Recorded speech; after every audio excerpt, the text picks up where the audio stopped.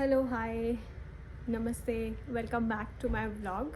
So, this is part 2 of my pregnancy vlog. So, today I thought I would be sharing about my C section experience and some of the incidents from that day. So, let's start. And thank you so much for loving the first part of my journey. I thought कि इतना ज़्यादा मुझे सच में expected नहीं था कि इतना ज़्यादा लोग देखेंगे and they'll message me, but thank you so much for watching it and I hope you will like this vlog also. So let's start. सबसे पहले we went to the hospital on 29th of September in the morning, me and my husband. So doctor has advised कि आप जाके admit हो जाओ and अगर तो I get natural pens तो ठीक है, नहीं तो फिर वो आर्टिफिशियल पेन देंगे. तो उस दिन तक मुझे कोई दर्द नहीं हुआ and as I said in the previous blog कि मुझे दर्द ही नहीं हुआ था पूरी प्रेगनेंसी में. मुझे कहीं भी ऐसे फॉल्स पेन्स भी नहीं होते थे. कभी हल्का सा थोड़ा सा दर्द कोई 5-7 मिनट के लिए हो गया होगा, वो भी हल्का सा, बट ऐसे मुझे कोई दर्द नहीं होती थी. तो मैं ऐसे सोचती रहती थी कि मुझे दर्द कब हो. तो लास्ट डे तक मुझे कोई दर्द नहीं हुई एंड फिर उन्होंने अपना एग्ज़ामिनेशन किया. तो उन्होंने देखा कि the cervix was completely closed till that day, जबकि ऐसा नहीं होना चाहिए था. तो फिर मेरे पास चॉइस थी कि या तो मैं थोड़ा और वेट कर लूँ या फिर मैं सी सेक्शन के लिए ऑप्ट कर लूँ. तो मैंने फिर सोचा कि नहीं, the baby has to come out now, क्योंकि टाइम बहुत ज़्यादा हो गया और खुद भी I was not feeling that comfortable while carrying the baby. तो मुझे लगा कि नहीं, तो हम सी सेक्शन ऑप्ट करेंगे. तो उस दिन ऐसा हुआ कि we went to the hospital और उसके बाद मुझे हम लोगों को जैसे वहाँ पे जाते हैं तो वहाँ पे कुछ ये फॉर्मेलिटीज़ पूरी करनी पड़ती है, कागज़ बनाने पड़ते हैं, so all the paper work. तो मुझे याद है कि सुबह मैं कुछ भी खा के नहीं गई थी और भूखे पेट गई थी हॉस्पिटल. तो 11 बज गए थे हमें ये पेपर वर्क करते करते. मेरे हस्बैंड मेरे ब्लड सैंपल्स देने गए थे और हमें ऐसा नहीं लगा था कि आज डिलीवरी हो जाएगी. मतलब हम लीस्ट एक्सपेक्ट कर रहे थे कि शायद आज हो जाए, बट ऐसे मोस्टली हमने सोचा था कि कल तक तो मतलब कर देंगे ये लोग, आज नहीं करेंगे.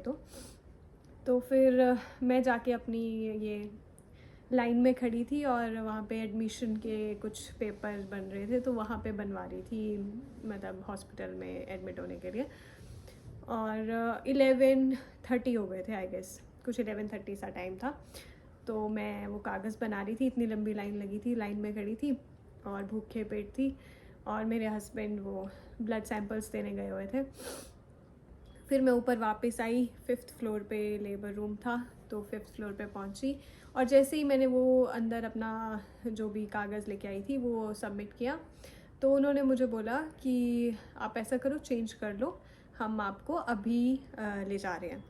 और मैं बिल्कुल शॉक्ड थी कि मतलब ये क्या बोल रहे हैं अभी. मतलब मैंने मेंटली खुद को प्रिपेयर भी नहीं किया था उस टाइम पे कि अभी हो जाएगा. मैं सोच रही थी हाँ मतलब होगा, बट कब होगा ये मैंने भी नहीं सोचा था. तो उन्होंने बोला आप चेंज कर दो.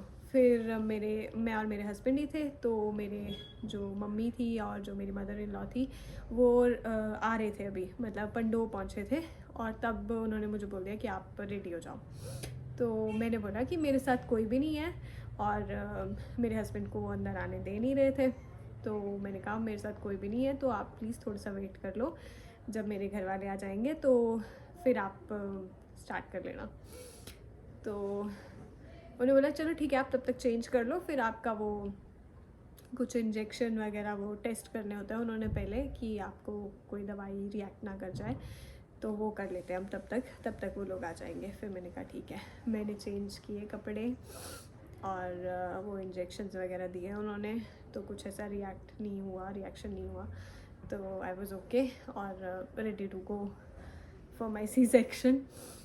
और उसके बाद फिर घर वाले भी आ गए और फिर उसके बाद मैं गई अंदर, और मुझसे ज़्यादा मेरे घर वाले डर रहे थे कि क्या होगा। मेरी मम्मी इतनी डरी हुई थी, हस्बैंड इतने डरे हुए थे कि पता नहीं अंदर जाके क्या करेगी। बट मैं पता नहीं क्यों ऐसी थी कि नहीं, कुछ नहीं होता है अंदर जाके, क्योंकि वो फ़ोन पे तो हम देखते रहते हैं कि क्या होता है। तो मुझे लगा कि नहीं नहीं, कुछ नहीं होगा अंदर जाके।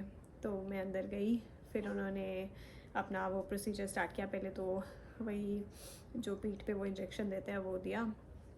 उससे फिर ऐसा होता है कि आपकी बॉडी, मतलब आपको पता नहीं चलता है लोअर बॉडी पे क्या हो रहा है। तो फिर उन्होंने अपना प्रोसीजर स्टार्ट कर दिया, और उसके बाद कुछ टाइम में बेबी बाहर आ गया, और तब तक बिल्कुल नॉर्मल था सब कुछ, एवरीथिंग वाज नॉर्मल, और मुझे कुछ फील भी नहीं हो रहा था, मतलब ऐसे दर्द भी नहीं हो रही थी और पता भी नहीं चल रहा था।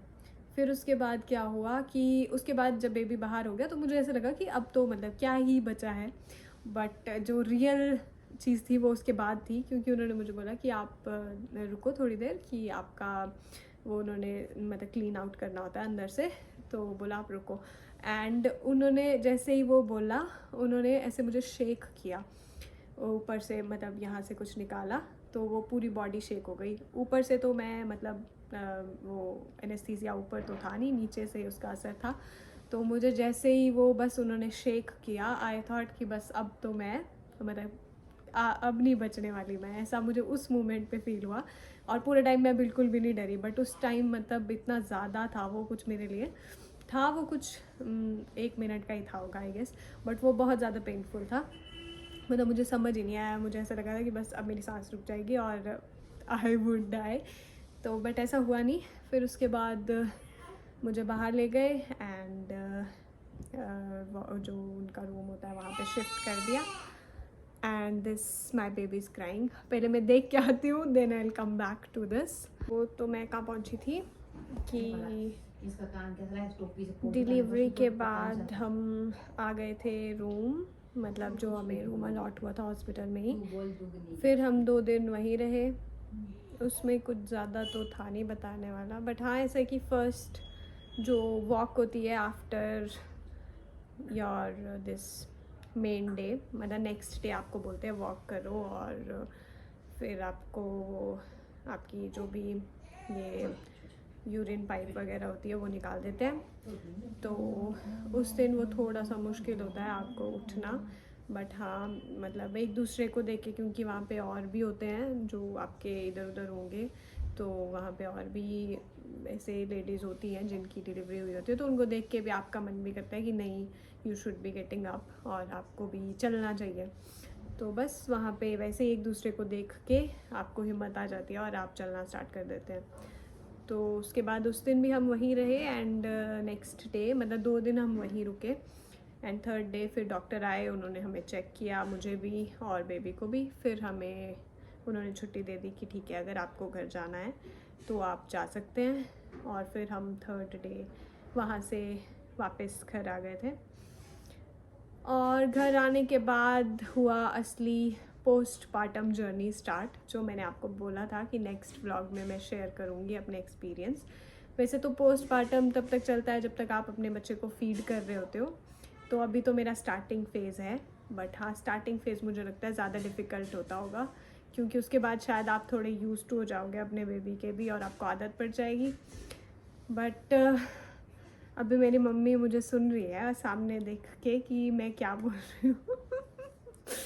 तो हाँ मतलब पहले कुछ 11 दिन तो मैं अपने ससुराल में थी, और 11 दिन के बाद फिर कुछ फंक्शन होता है बच्चे का, मतलब हम उसको गंतरैला बोलते हैं। तो गंतरैले के बाद फिर मैं आ गई थी अपने घर, मतलब अपने मायके में। तो अब मम्मी बेबी को देखती हैं, मतलब नहलाती हैं बेबी को, और बेबी के बीच में जो भी थोड़े छोटे मोटे काम होते हैं वो मम्मी करती हैं। तो कुछ ऐसा अभी बोलने में तो मुझे बहुत इजी लग रहा है, बट जब मैं करती हूँ ये चीज़ें, और जब मैं बेबी के साथ टाइम स्पेंड करती हूँ, वो रोता है, तो मेरे जो इमोशनल जो भी चलता है ना अंदर, वो मतलब किसी को एक्सप्लेन कर पाना बहुत मुश्किल है। और मुझे लगता है हर कोई औरत ये एक्सपीरियंस करती होगी। बट हाँ, आजकल की जो भी जनरेशन है, मुझे लगता है हम थोड़े से ज़्यादा इन चीज़ों को लेके अफेक्ट हो जाते हैं, जबकि हमारी जो मम्मियाँ थी या हमारी जो दादियाँ थी, उन लोगों के लिए ये बहुत नॉर्मल चीज़ थी कि मतलब बच्चे होते हैं, रोएंगे, आपको उठना पड़ेगा। मतलब सेक्रीफाइस जो होता है औरतों का, वो हमसे पहले वाली जनरेशन बहुत इजीली कर लेती थी। बट जो आज की जनरेशन है, जो हम लोग हैं, हम लोगों को बहुत ज़्यादा मतलब ये चीज़ें मैनेज करना बहुत डिफ़िकल्ट होता है, क्योंकि हमारी लाइफ ईज़ी गोइंग लाइफ रही है। मतलब ऐसा तो नहीं हमने स्ट्रेस देखा है कि हाँ आप रात को उठ रहे हो, बेबी को फीड करा रहे हो, और कुछ औरतें तो उसके अलावा भी काम करती है, बट मैं तो अभी फ़िलहाल रेस्ट पे ही हूँ, मैं कुछ और काम नहीं करती। तो मेरे लिए ये भी बहुत ज़्यादा हो जाता है कि मुझे रात को उठना पड़ रहा है, बेबी को फीड कराना पड़ रहा है बार बार, और फिर भी मुझे समझ नहीं आ रहा है कि ये क्यों रो रहा है।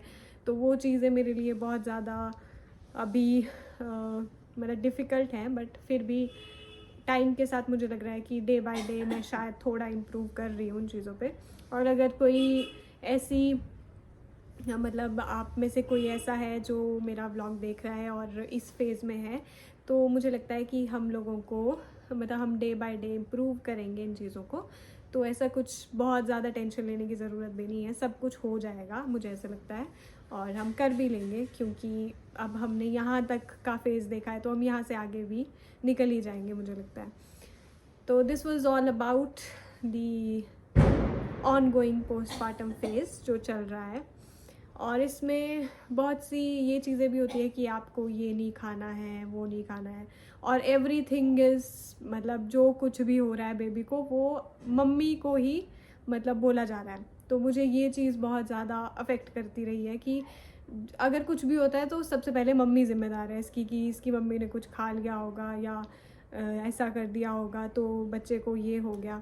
जबकि ऐसा होता है कि पूरी प्रेगनेंसी में पूरा फोकस आप पर होता है, और आप ही मेन हीरो होते हो सबके, कि सब आपकी केयर कर रहे हैं, और जैसे ही बेबी बाहर आ जाता है सब बेबी की केयर करना स्टार्ट कर देते हैं, और फिर मम्मी ऐसी हो जाती है कि भाई ये ही विलन है।